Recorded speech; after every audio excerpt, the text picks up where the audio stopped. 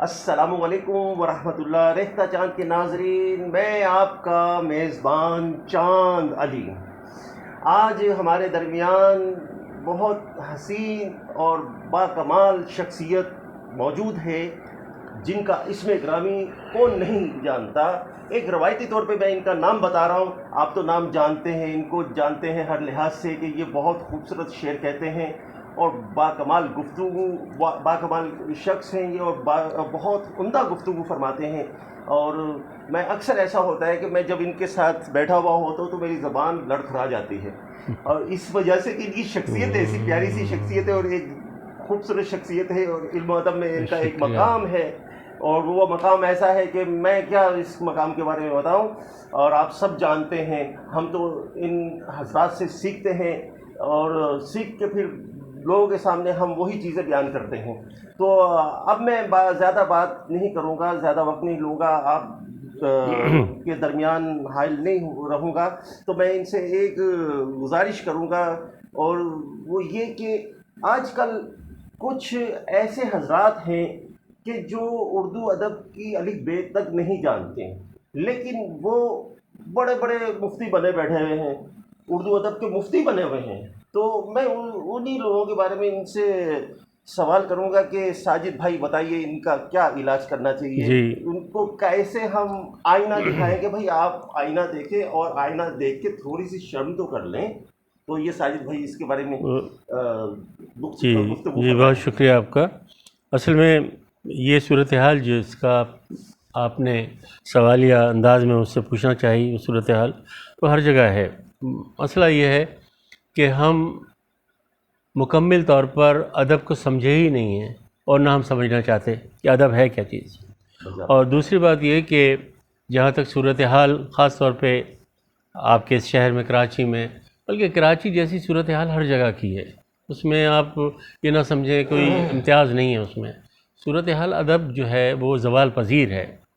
جہاں ایک طرف آپ یہ دیکھیں کہ ایک طرف نوجوان فکر جو ہے وہ بلا شبہ ترقی کی منازل طے کر رہی ہے، لیکن دوسری طرف یہ بھی ہے کہ ادب جو ہے اپنی روایتی ڈگر سے ہٹ گیا ہے. اس کی روایتی ڈگر یہ تھی کہ اپنے سینئرز کا ادب کرے جو بھی صاحب ادب ہے، اور روایتی ڈگر یہ تھی کہ مشاعرے جو تھے باقاعدہ مشاعرے گاہ میں ہوتے تھے، اور مشاعرے کے لیے خاص ایک ماحول ہوتا تھا. فرش بچھا ہوتا تھا، گاؤ تکیے رکھے ہوئے ہوتے تھے، اور پھر لوگ باادب بیٹھتے تھے. اب کیا ہے، اب صورتحال یہ ہے کہ اب مشاعرے گاہ ختم ہوتی جا رہی ہیں، اور اس کی جگہ اب ہوٹلیں اور سڑک اب تو آ گئی ہے کہ اب سڑک پہ مشاعرے ہو رہے ہیں.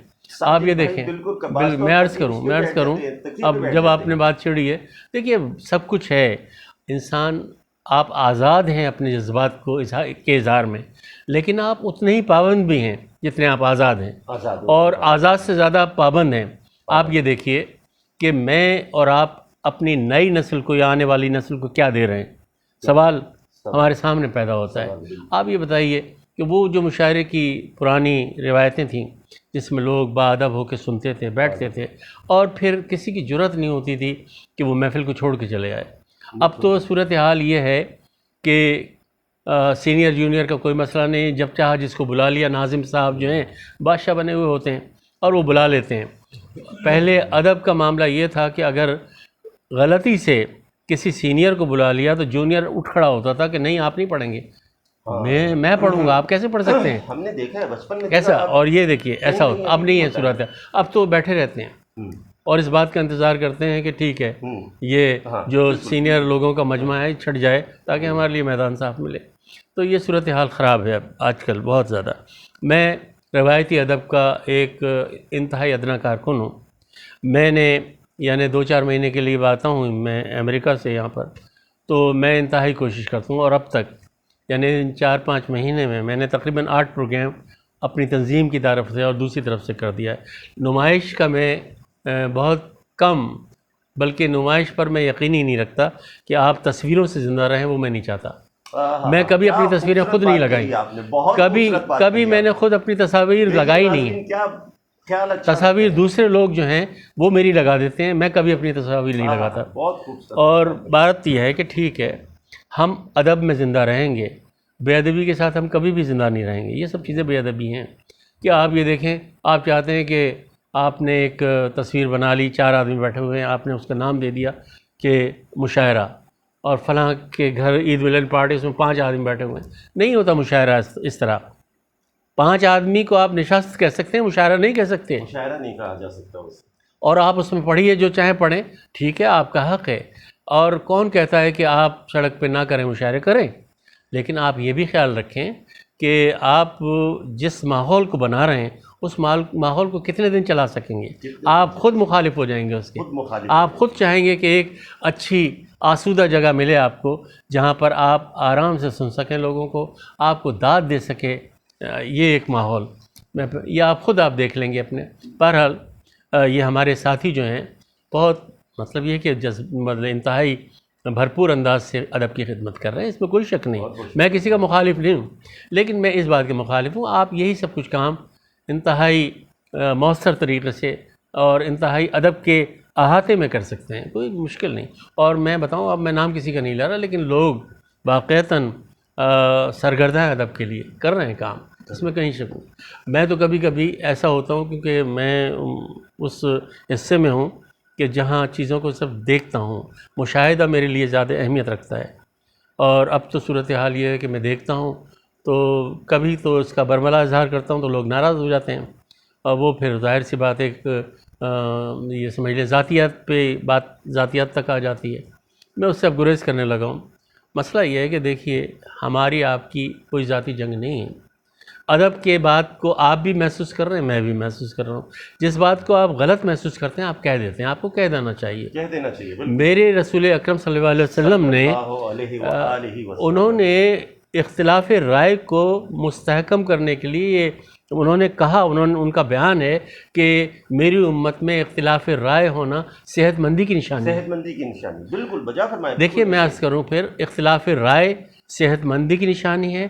ایک اچھے ماحول کی پرورش کے لیے ضروری ہے کہ اختلاف رائے ہو. ہاں، مخالفت نہیں ہونا چاہیے. اختلاف رائے ہوتا ہے ذہن سے، اختلاف رائے ذہن سے ہوتا ہے، مخالفت ہوتی ہے دل سے. دل سے مخالفت، تو مخالفت نہیں ہونا چاہیے.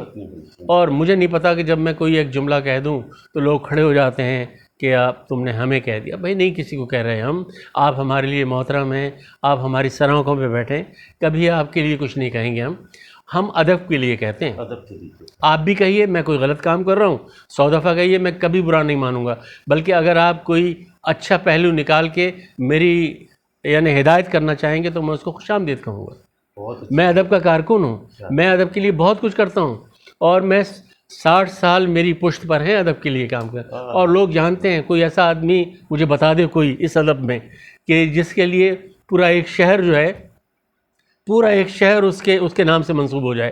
میں دنیا کے کسی حصے میں بھی جاؤں، میں 9 ملکوں میں تقریباً گیا ہوں شاعری کے حوالے سے، تو کہیں پہ بھی جاتا ہوں میرے نام کے آگے بریکٹ میں حیدرآباد لکھا ہوا ہے، حیدرآباد لکھا ہوا، ساجد رضوی حیدرآباد.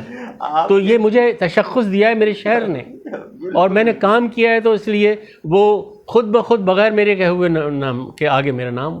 اب یہ کہ دیکھیے ایک شہر پورا میرے نام سے منسوب ہو جائے تو اس سے بڑی بات کیا ہے. بہت بڑی بات. اور جب کبھی حیدرآباد کی ادبی فضا پر گفتگو ہوتی ہے تو الحمدللہ اس فقیر کا نام آتا ہے.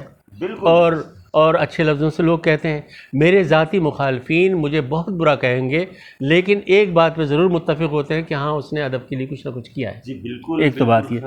اب دوسری بات یہ عرض کروں کہ میں کبھی کبھی سوچتا ہوں کہ یعنی میرا ایک شعر ہے کہ وقف کس کے لیے یہ دولت فرصت کی جائے. وقف کس کے لیے یہ دولت فرصت کی جائے. کوئی ایسا بھی نہیں جس سے محبت کی جائے. کوئی ایسا بھی نہیں جس سے محبت. اب یہ آپ یہ دیکھیں کہ آپ کے پاس سب سے بڑی دولت جو ہے وقت کی دولت ہے، اور اگر آپ کو فرصت نصیب ہے تو بہت بڑی دولت آپ کے مل گئی ہے. اس بڑی دولت کو آپ استعمال کریں، کسی پروڈکٹیو کام میں، کسی تخلیقی کام میں صرف کریں. تو میں عرض کروں کہ ظاہر سی بات ہے میں تخلیق کار ہوں، میں شاعری کرتا ہوں، میں نثر لکھتا ہوں، میں نظامت کرتا ہوں، میں انتظام کرتا ہوں شاعری کے فروغ کے لیے. یہ سب کچھ میں کرتا ہوں. 3 حیثیتیں ہیں میری. شاعر کی، منتظم کی اور ناظم کی حیثیت. بالکل وجہ اور تینوں حیثیت میں اللہ نے مجھے، پروردگار کا احسان ہے کہ پروردگار نے مجھے بے انتہا، اس نے میری مدد فرمائی ہے، بے انتہا کرم کیا ہے.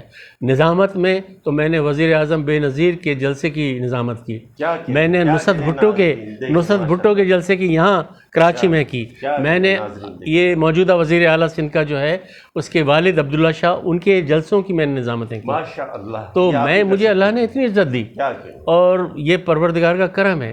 اور انتظام کی اگر بات، منتظم کی حیثیت سے بات کر رہے ہیں، تو میں نے عالمی مشاعرے منعقد کیے. میں نے بڑی شامل لوگوں کے ساتھ منائی، احمد فراز کے ساتھ، فیض احمد فیض صاحب کے ساتھ، اور دیگر اور جیسے، اور بڑے لوگوں کو. میرے پاس 2 محاذ تھے، 2 شاعری کے محاذ تھے. ایک تو دینی شاعری اور ایک دنیاوی شاعری، دونوں میں نے کی، اور بھرپور طریقے سے میں نے اس کا فروغ بھی کیا. یعنی جہاں پر نعت، سلام، منقبت کی بات ہوتی ہے تو وہاں میں نے بھرپور اپنی توانائی صرف کی. جہاں غزل کی بات ہوتی ہے، نظم کی بات ہوتی ہے، وہاں میں نے اپنی توانائی صرف کی. مشاعرے ادھر کیے، ادھر بھی مشاعرے کیے، نعتیہ مشاعرے، مصالمے، حمدیہ مشاعرے، اور دوسری طرف غزل کے مشاعرے، سب کچھ میں نے کیے. بڑی تقاریب کی. اور آپ یقین کریں، ایک زمانہ ہوگا، آپ چند دنوں کے بعد یا چند مہینوں کے بعد کتاب آپ کے ہاتھ میں ہوگی، آپ دیکھیں گے کہ کیا کیا اس بندے نے، اس ناچیز نے خدمات انجام دی، ادب کی. لیکن میں اس پہ کوئی فخر نہیں کرتا، یہ کوئی تفاخر نہیں ہے میرے لیے. مجھے اللہ تعالیٰ ہر اس بندے سے مختلف کام لیتا ہے. اللہ نے مجھ سے یہ کام لینا چاہا، اگر اس کی مدد نہیں ہوتی تو کبھی بھی نہیں کر سکتا تھا، نہ مجھے موقع ملتا. ایک چھوٹا سا آدمی، اسے شہر کا سب سے بڑا آدمی یا اس کو وزیر اعلیٰ یا گورنر اس کو بلا کے کہے تمہیں یہ کام کرنا ہے، تو میرے لیے اعزاز کی بات ہے آج بھی. اور میں نام نہیں لیتا، کبھی موقع ہوگا تو اس بات کو، لیکن میں نے کبھی تفاخر نہیں کیا. لوگ تو چھوٹی سی باتیں کر کے، اور وہ سمجھتے ہیں کہ انہوں نے بہت بڑے کام کر دیے، تو میں ان کو مشورہ دیتا ہوں کہ بھائی آپ کام کریں، اللہ تعالیٰ آپ کو اسی حساب سے عزت دے گا. جتنی آپ محنت کریں گے اتنی ہی عزت ملے گی، اتنا ہی اس کا پھل ملتا رہے گا آپ کو. تو بہرحال مجھے دیتا ہے اللہ تعالیٰ. ادبی ماحول پر ہم آ جاتے ہیں، تو میں نے پچھلے دنوں دیکھا کہ ٹی وی کے پروگرامز میں کہ صاحب ایک اینکر ہیں، وہ جون ایلیا کے شعر کو، کبھی ناصر کاظمی کے شعر کو وہ بے وزن کہہ رہے ہیں. وہ کہہ رہے ہیں محمل شعر ہیں. ارے بھائی محمل کیسے ہیں؟ تم شعر کو سمجھتے نہیں ہو. ساحر لودھی صاحب، وہ سمجھتے نہیں ہیں شعر کو. ان کے ساتھ ایک خاتون بیٹھی ہوئی تھیں، ان خاتون نے میرے ساتھ بہت سے پروگرام کیے، سچ ٹی وی میں اور دوسرے ٹی ویز میں. ان خاتون نے، وہ پڑھی لکھی خاتونیں، تقاریر کرتی ہیں، وہ بھی اینکر ہیں. تو میں دیکھ رہا تھا کہ وہ خاتون، جب وہ ساحر لودھی صاحب ان سے تائید چاہتے تھے تو وہ برملا کہہ رہی تھیں کہ ہاں یہ مصرع وزن میں نہیں ہے، ہاں یہ محمل ہے. انہیں خود اندازہ نہیں تھا کہ وہ کیا کہہ رہی ہیں. وہ پڑھی لکھی خاتون ہیں. اچھا، بات یہ ہے کہ یہ نہیں ہے. اب ہمارے مشاہیر ہیں، جون ایلیا ہوئے یا ناصر کاظمی ہیں، یہ ادب کے بڑے ستون ہیں، بڑے ستون ہیں. ان کو ہم کیسے گرتا ہوا دیکھ سکتے ہیں؟ اور ان کے شعر کو آپ محمل کر رہے ہیں. آپ کی اتنی ضرورت کیسے ہوئی؟ آپ سمجھتے ہی نہیں ہیں. چلیے بات ختم ہو گئی اس لیے کہ اس نے معافی مانگ لی. دوسری بات یہ کہ میں آپ کو بتاؤں، جہاں تک ان کی ہماری دوست گلنار آفری کا معاملہ ہے، وہ کئی سال پہلے، 3-4 سال پہلے، ان کی ایک نظم قائد اعظم پر کہ قائد اعظم تم دیکھو اپنا پاکستان، تم دیکھو اپنا پاکستان. اب آپ دیکھیے کہ اس نظم کے پہلے ہی مصرے میں اور پہلے ہی ٹکڑے میں ہمیں ایک ظاہر ایک نسائی آواز جو ہے وہ قائد اعظم کو دعوت دے رہی ہے کہ دیکھو تم نے جو پاکستان دیا تھا اب وہ پاکستان نہیں ہے، اور تم نے جس محفوظ ہاتھوں میں پاکستان کو دیا تھا اب وہ محفوظ ہاتھ نہیں رہے، تو اب وہ پاکستان بھی اتنا بھرپور طریقے سے، وہ پاکستان جس کو آپ نے خواب دیکھا تھا، جس کو آپ بنانا چاہتے تھے، وہ نہیں ہے. وہ گلنار نے اپنی پوری نظم میں یہ بات کہی ہے. انہوں نے ایک ایک بند میں یہی دکھایا ہے کہ دیکھو یہ پاکستان میں کیا ہو رہا ہے، یہ ناانصافی ہے، یہ لوگ جو ہیں ایک دوسرے کے یعنی جنگ کے لیے مبتلا کیا ہوا ہے، ماحول ایسا پیدا ہوا ہے کہ جو نفرت انگیز ماحول ہے. تو انہوں نے نشاندہی کی. شاعر کا سب سے خوبصورت انداز جو ہوتا ہے کسی کو متوجہ کرنے کا، وہ یہی ہوتا ہے کہ آؤ، یعنی یہ کلمہ یعنی صدا ہے، اور وہ باقاعدے آپ یہ دیکھیں کہ کسی کو بلایا جائے کہ بھائی ادھر آؤ، یہ ذرا دیکھو، تو انہوں نے قائد اعظم کو بلا کے ان کی روح سے خطاب کیا کہ دیکھو تم، یہ تمہارا ملک ہے، یہ ہمارا ملک ہے، تم نے لاکھوں آدمی قربان کیے، اور وہ صرف اس لیے کہ یہ ملک امن کا گہوارہ بنے، یہ ملک اسلامی شعار کا گہوارہ بنے۔ لیکن آپ یہ دیکھیے کہ وہ صاحب، انہوں نے جب بچی نظم سنا رہی تھی تو انہوں نے باقاعدہ ایک تقریر شروع کر دی، اور لگا ایسا، اس تقریر سے ایسا لگا، اگرچہ اس کا مقصد یہ نہیں ہوگا، میں اپنے طور پہ سمجھ رہا ہوں، لیکن لگا ایسا کہ شاید وہ یا تو قائد اعظم کے خلاف کہنا چاہتے ہیں، حالانکہ وہ قائد اعظم کے فیور میں بات کر رہے تھے، لیکن یعنی ایک ایسی صورتحال ایسی پیدا ہو گئی تھی کہ لگ رہا تھا کہ شاید وہ انہیں قائد اعظم کی تعریف اچھی نہیں لگی، یا وہ یہ نہیں سمجھے کہ قائد اعظم کو کیوں مخاطب کیا جا رہا ہے۔ اور یہاں ایسا محسوس ہو رہا تھا کہ جیسے پاکستان میں جو غنڈے، بدماش، دہشت گرد، ان کی حمایت کر رہے ہیں، جیسے کہ تو ایک تو بات ایسا تاثر پیدا ہو رہا جی تھا۔ بالکل، ایک تو بات یہ تھی کہ ہم ذرا سا تحمل اور صبر کا مظاہرہ کرنا چاہیے۔ وہ اگر چاہتے تو وہ ایک دفعہ غور کر لیتے کہ وہ کیا کہنا چاہتے ہیں، اگر وہ دیکھ لیتے اور غور کر لیتے تو شاید وہ جملہ ہی نہیں بولتے، وہ سمجھ جاتے کہ نظم کا مقصد کیا ہے پیش کرنے کا۔ اور وہ بچی تھی، وہ بچی سہم گئی۔ اب آپ اندازہ لگائیے کہ وہ جو قوم کے معمار ہیں، یہ ہمارے بچے، یہ مستقبل کے معمار ہیں، اگر آپ ان کو اس طرح سے ڈانٹ ڈپٹ کے ان کی سوچ کا زاویہ تبدیل کر دیں گے تو اس سے قوم پوری متاثر ہوگی، جو نہیں ہونا چاہیے۔